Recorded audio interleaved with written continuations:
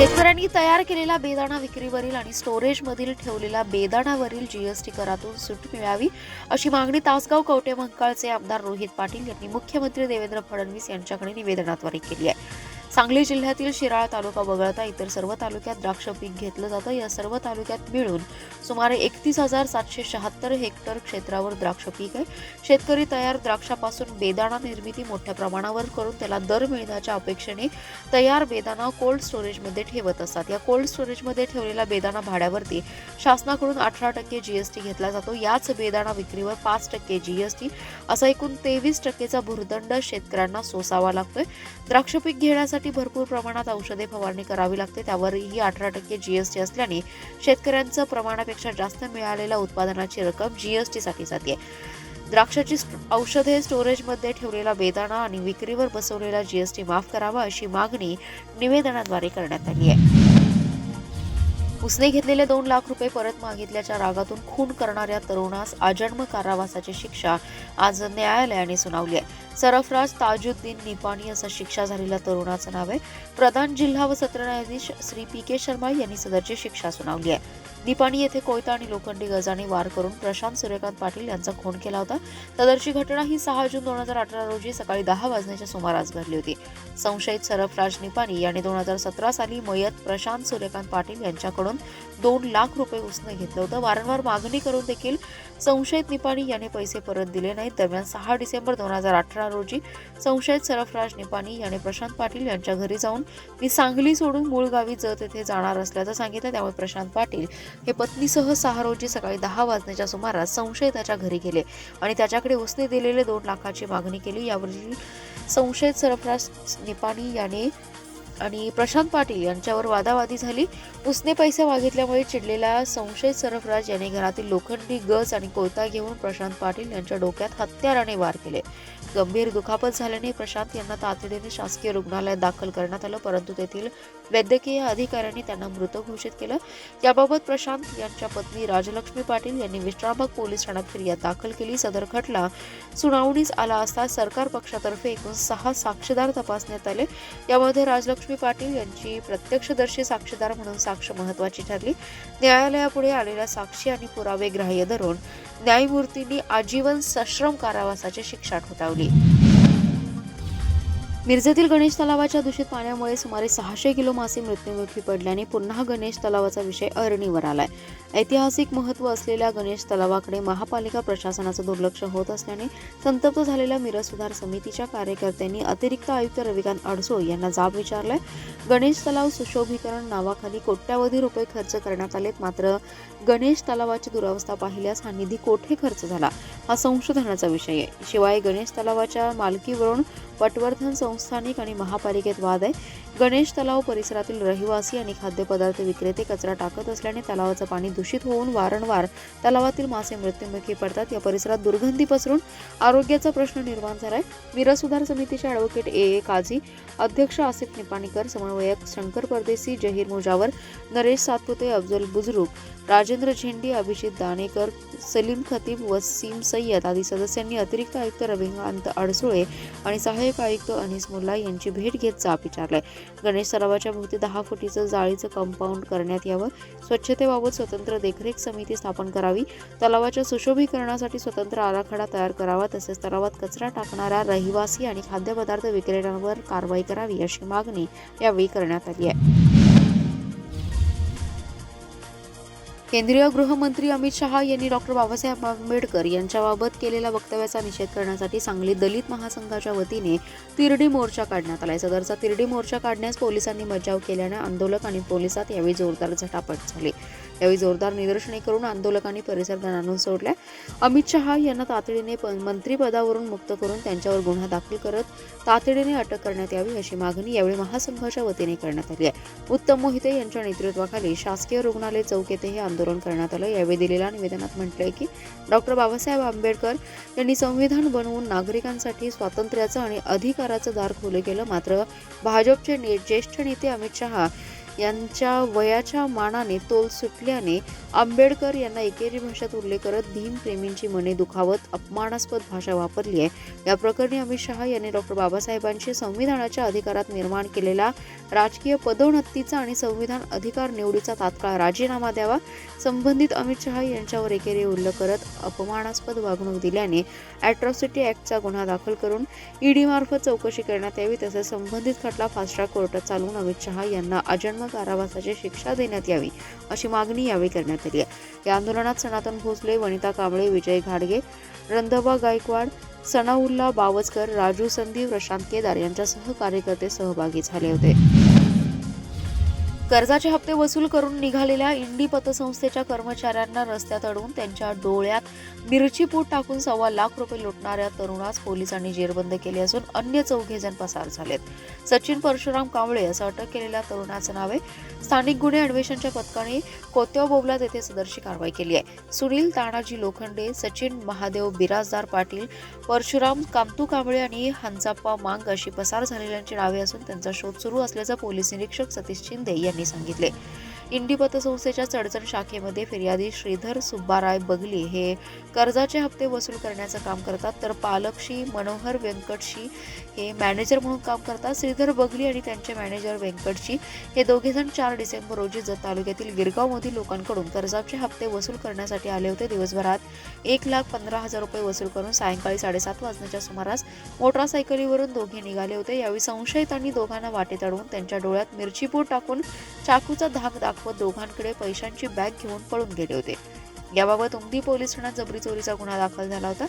स्थानिक गुन्हे अन्वेषणचे एक पथक परिसरात पेट्रोलिंग करत असताना पथकातील कर्मचारी नागेश खरात यांना माहिती मिळाली की लवंगा गावातील सचिन कांबळे, सचिन बिराजदार पाटील यांनी त्यांच्या साथीदारांच्या मदतीने सदरचा गुन्हा केला असून त्यातील कांबळे हा कोत्याव बोबला चौकात आलाय। मिळालेल्या माहितीप्रमाणे पथकातील कर्मचाऱ्यांनी त्या ठिकाणी छापा टाकून त्याला जेरबंद केलं। जत ते सांगोला या राष्ट्रीय महामार्गावर सायंकाळी कार आणि दुचाकीची समोरासमोर धडक होऊन झालेल्या भीषण अपघातात दुचाकीवरील 2 जण जागीच ठार झालेत। सदरचा अपघात आज सायंकाळी झालाय। अपघातातील मयत हे दोघेही सांगोला तालुक्यातील महिम गावचे आहेत। अजय लिंगप्पा कारंडे आणि प्रशांत दत्तात्रय लोखंडे अशी त्यांची नावे आहेत। या प्रकरणी रात्री उशिरा जत पोलिसात घटनेची नोंद करण्याचं काम सुरू होतं। पोलिसांनी कार चालक प्रशांत पवार यास ताब्यात घेतले। जत सांगोला मार्गावरील रेवनाळ फाट्यावर असणाऱ्या बस थांब्याजवळ सायंकाळी 4:45 वाजण्याच्या सुमारास दुचाकी आणि कार यांची समोरासमोर जोराची धडक झाली। ही धडक इतकी भीषण होती की दुचाकीची चक्काचूर झालाय, तर कारच्या ड्रायव्हर साईडचे मोठे नुकसान झाले।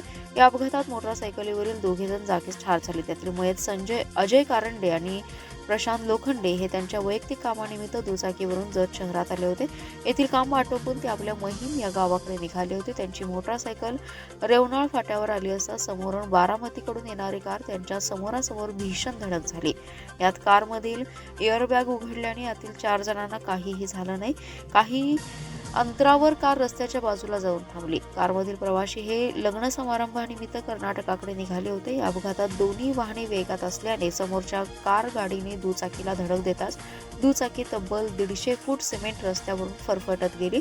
त्यामुळे दुचाकीस्वार कारंडे आणि लोखंडे यांच्या डोक्याला, हाताला, पायाला गंभीर इजा झाल्याने दोघांचा जागीच मृत्यू झालाय। सामाजिक बांधिलकी जपत सतर्क नागरिक स्वयंसेवी सामाजिक संस्थेच्या पुढाकारातून आयोजित केलेल्या मोफत सर्वरोग आरोग्य शिबिरामध्ये पोलीस अधिकारी, कर्मचारी, होमगार्ड आणि कुटुंबीय आणि पत्रकार अशा एकूण 200 जणांची मोफत आरोग्य तपासणी करण्यात आली आहे। सामाजिक बांधिलकी जपत सतर्क नागरिक स्वयंसेवी सामाजिक संस्थेच्या वतीने पोलीस अधिकारी, कर्मचारी, होमगार्ड, पत्रकार आणि कुटुंबीय यांच्यासाठी विटा पोलीस स्टेशनमध्ये आयोजित केलेल्या मोफत सर्वरोग आरोग्य तपासणी शिबिराचं उद्घाटन जिल्हा शल्यचिकित्सक डॉक्टर विक्रमसिंग कदम, उपविभागीय पोलीस अधिकारी सचिन थोरबोले, पोलीस निरीक्षक धनंजय फडतरे, सतर्क नागरिक स्वयंसेवी सामाजिक संस्थेचे संस्थापक अध्यक्ष तथा पोलीस मित्र अजित जाधव, माऊली शिक्षण संस्थेचे प्राध्यापक प्रशांत पवार यांच्या प्रमुख उपस्थितीत झाले। शिबिरार्थीची रक्त तपासणी, HB, CBC, रक्तातील चरबी, लिव्हर फंक्शन टेस्ट, रक्तदाब, संधिवाताच्या रक्ताच्या तपासण्या करण्यात आल्या। मेंदू, लिव्हर, पोटविकार, हृदयरोग तपासणी, नेत्र तपासणी, मोतीबिंदू, काचबिंदू, दंतरोग, सांधेदुखी, हाडांचे आजार, निदान आणि उपचार, ECG, कार्डिओग्राम, हृदयाची ECG तपासणी, जुनाट आजारांसाठी आयुर्वेदिक आणि होमिओपॅथिक उपचार मार्गदर्शन करण्यात आले। जिल्हा शल्य चिकित्सक डॉक्टर विक्रमसिंग कदम म्हणाले, समाजातील एक महत्त्वाचा घटक असलेल्या पोलीस अधिकारी, कर्मचारी, होमगार्ड आणि पत्रकार हे घटक समाजासाठी चांगले आणि अविरतपणे योगदान देत असतात. त्यांचे आरोग्य सुदृढ आणि निरोगी राहावे यासाठी सतर्क नागरिक, स्वयंसेवी सामाजिक संस्थेच्या पुढाकाराने आरोग्य तपासणी शिबिराचा सामाजिक उपक्रम आयोजित केला होता. या आरोग्य शिबिराच्या माध्यमातून हा उपक्रम यापुढील काळात अखंडपणे सुरू राहील असंही ते म्हणाले. सर्व जाती धर्माच्या लोकांसाठी संविधानाची निर्मिती करणारे डॉक्टर बाबासाहेब आंबेडकर यांचा संघ आणि भाजप नेहमीच द्वेष करत असतात. यातूनच केंद्रीय गृहमंत्री अमित शहा यांनी बाबासाहेब यांच्याबद्दल चुकीचं विधान केल्याचा निषेध करत वंचित बहुजन आघाडीने जिल्हाधिकारी कार्यालयाबाहेर निदर्शने केली आहेत.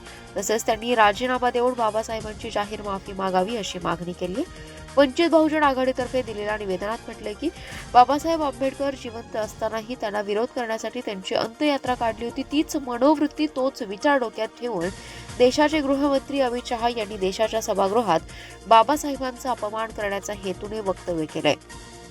खरे तर भाजपला जर संधी मिळाली तर ते संविधान बदलून परत मनुस्मृतीचं राज्य आणण्यास मागे पुढे पाहणार नाहीत. म्हणूनच गेले 70 वर्षांमध्ये त्यांच्याजवळ सत्तेची ताकद नसल्यामुळे हे लोक गप्प होते.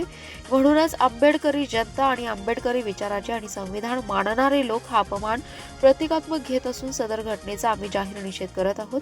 यावेळी जिल्हाध्यक्ष महावीर कांबळे, भारतीय बौद्ध महासभेचे जिल्हाध्यक्ष रुपेश तामगावकर, माथाडी कामगार युनियनचे प्रशांत वाघमारे, विनायक मोरे, परशुराम कुदळे, अशोक लोंढे, संजय कांबळे, सुखदेव कांबळे, नितीन सोनवणे, श्रीकांत ढाले, अनिल अंकलखोपे, मनोज सणदे आदी जण उपस्थित होते. नायकवडी साहेब. घ्या.